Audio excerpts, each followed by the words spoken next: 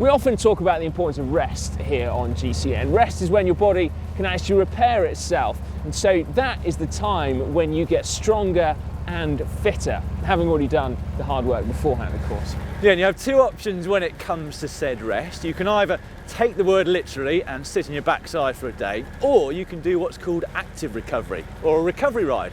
Always one of my favourite days as a pro.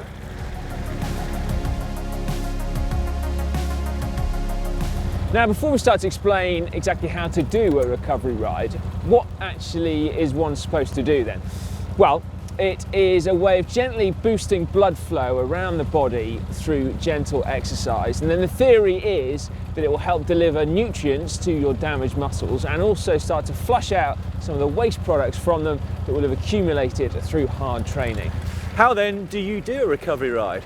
Well, they really are quite simple. All you need to do is ride at a very low intensity for quite a short period of time.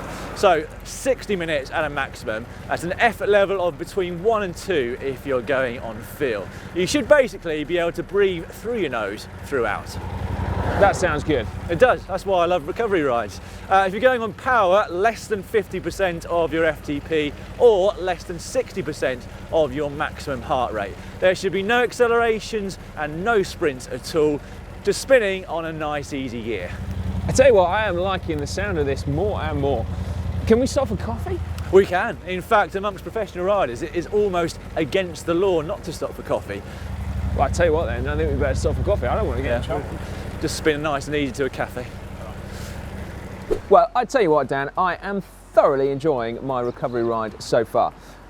Question is there actually any scientific proof that this is going to be of benefit to us?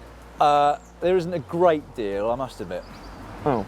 But there is some. There's one study which seems to suggest that recovery rides can increase lactate clearance, which I guess has got to be a good thing. Yeah. And I've also found some other evidence of other benefits to recovery rides as well. Okay, so we've not just completely wasted 15 minutes. No, not at all. So I've been reading some excerpts from a book by Matt Fitzgerald entitled Brain Training for Runners. Sorry, runners. Yeah, bear with me. He says that the benefits of recovery exercise are due to the presence of a cytokine, there we go, called interleukin-6, or IL-6 for short. Oh yeah, that's one of my favourites. IL-6 will cause a feeling of fatigue when it's present in the body, but it can also lead to gains in fitness. Yeah. So if you do recovery rides in a state of glycogen depletion, as you normally would be after a block of hard training, in the presence of IL-6 in your body, you will actually get fitness gains, which I think is a great thing. Yeah. And there are other benefits to recovery rides as well, in terms of improved cognitive function, also an increased resistance to muscle tissue damage, and better fat metabolism as well.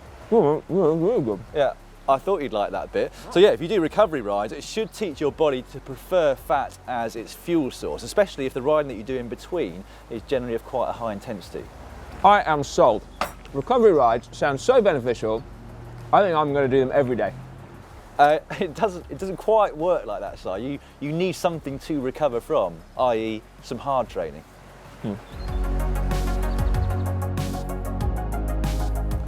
So, should you bother with recovery rides? Well, if the weather is spectacular, if you've done some hard training, and if you go very easy and you don't do it for too long, then the answer is probably yes, they will give you a small benefit. However, if you haven't done any hard training, or if you're someone that can't hold yourself back when you go out on the bike, or you don't have much spare time, or it's tipping it down with rain, then you're probably not going to get much benefit at all.